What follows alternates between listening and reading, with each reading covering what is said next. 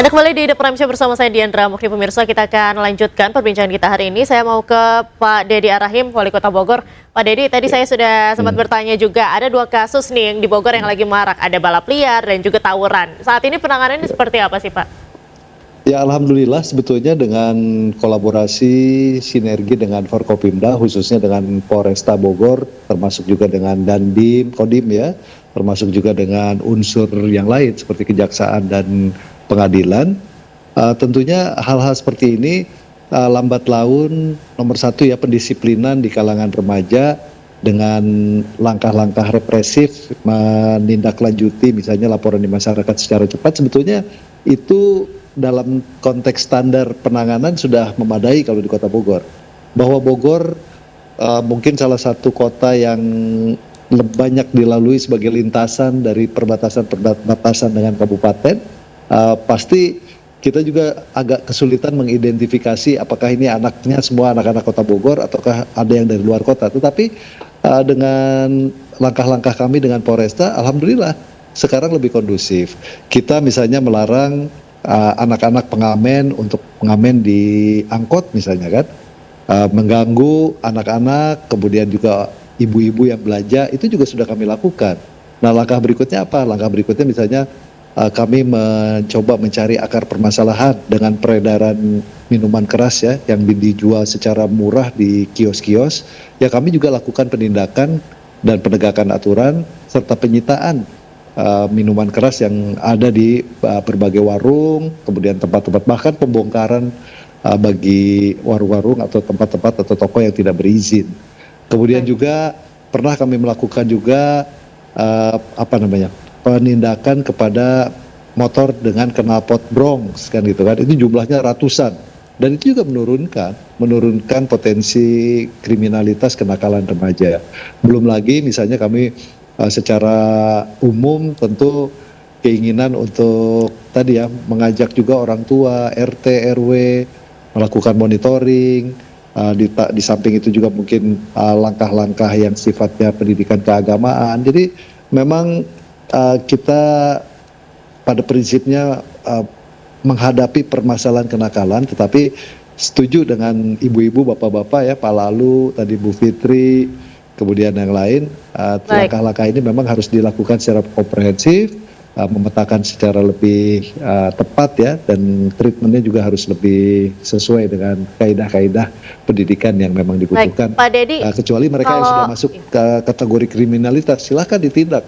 Kalau perlu dipenjara kan begitu.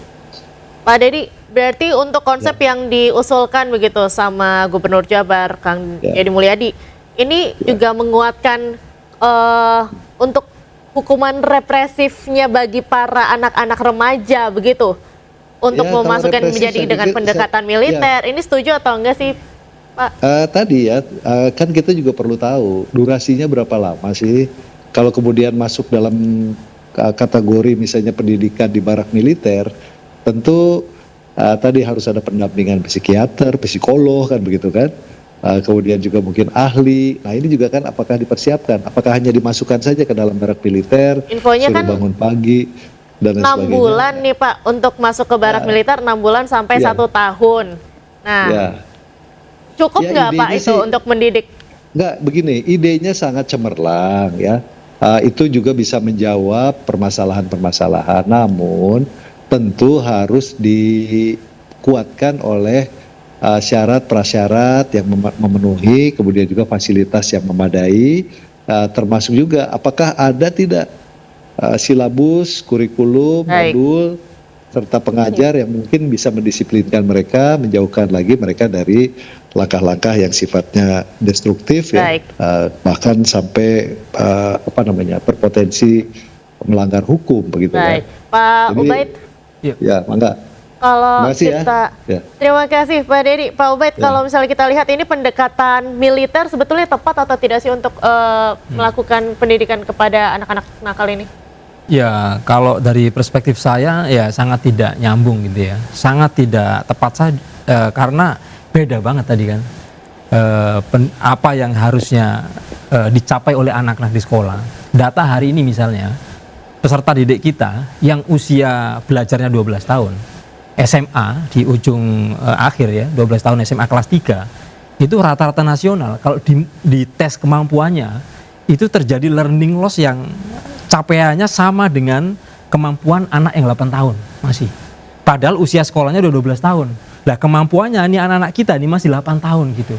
Apalagi mereka ini harus tereksklusi dari sistem sekolah, lalu kita nggak tahu di barak militer diapain gitu, akan menambah masalah lagi. Nanti jangan-jangan nanti usia sekolahnya 12 tahun, kemampuannya masih 6 tahun. Ini bahaya sekali. Apalagi kalau kita lihat bagaimana sekarang capaian Indonesia, kita paling bawah di Asia Tenggara. Apalagi di dunia global kita mencapai rata-rata yang harus dicapai secara platform internasional masih belum. Kita masih di bawah rata-rata. Kemampuan apa? Hanya sekedar membaca, hanya sekedar berhitung, bahkan karakter kita juga sangat buruk sekali gitu ya. Sehingga ini menjadi penting, jangan sampai ada masalah solusinya nggak nyambung. Contoh misalnya tadi yang diceritakan Pak Dedi tadi ya, soal di Bogor ada balap liar gitu ya. Saya simak tadi balap liar ya, kan nggak mungkin gitu kan. Anak-anak yang punya hobi balap liar, ini kan jelas balapan ini kan, balap liar ini balapan gitu kan. Mestinya sekolah itu atau wali kota Bogor misalnya, bagaimana menjembatani anak-anak yang suka balap liar ini bisa balapan di Sentul gitu. Jadi jangan hanya orang-orang kaya saja yang bisa balapan di Sentul. Kenapa anak-anak ini balapan di jalanan? Karena nggak bisa masuk Sentul gitu loh. Jadi solusinya bukan pendidikan keagamaan yang balap liar suruh dzikir di masjid, gak nyambung gitu loh. Jadi mestinya yang hobinya balap liar difasilitasi gitu ya. Masuk Sentul tiap hari Minggu, bebas, free, tanggung jawab wali kota atau bupati misalnya. Nah itu baru nyambung. Begitu pula dengan konteks sekarang, kita punya problem serius soal integrasi sekolah yang melemah, kemudian kemampuan dasar literasi numerasi yang tidak sesuai dengan usia sekolahnya, learning loss-nya sangat tinggi sekali. Maka kemudian kita nggak tahu kita juga nggak punya rekam jejak yang baik ya, bagaimana pendidikan militer ini ya. Yang kita tahu ya, pendidikan ala militer ini ada di mana? Setahu saya itu adanya di sekolah-sekolah kedinasan, gitu kan. Dan apa yang terjadi di sekolah-sekolah kedinasan? Memakan nyawa banyak sekali gitu. Lah apakah anak-anak ini akan setor nyawa di pendidikan barak militer ini kan?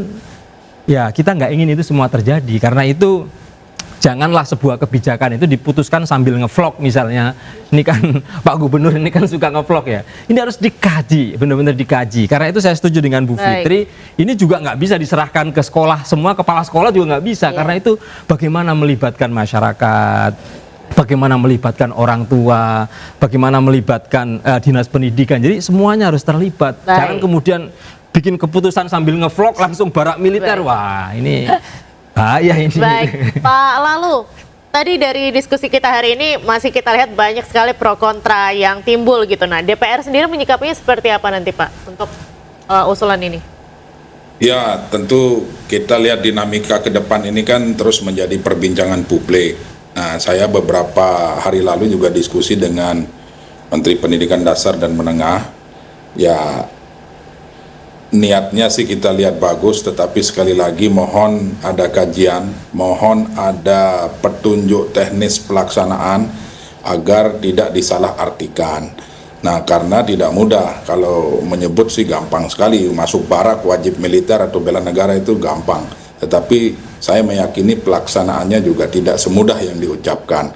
Nah, oleh sebab itu tentu harapan kami, di samping melibatkan pemangku kepentingan, konsep dari Kang Dedi juga harus betul-betul matang, harus betul-betul jelas. Nah, kalau sudah konsepnya matang, konsepnya jelas, ya silahkan saja. Tetapi lagi-lagi bahwa yang perlu juga menjadi pertimbangan adalah kategori yang saya sampaikan tadi harus jelas di publik. Kategori nakalnya itu apa? Definisi nakal itu seperti apa yang disampaikan? Apakah hanya balap liar? Apakah hanya tawuran dan sebagainya?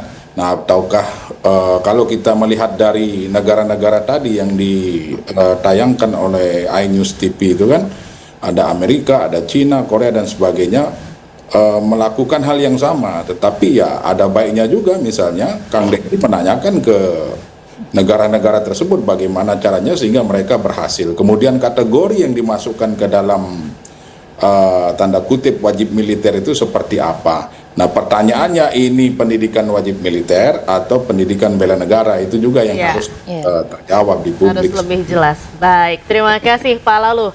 Pemirsa The Prime Show masih akan kembali usai jeda, tetaplah bersama kami.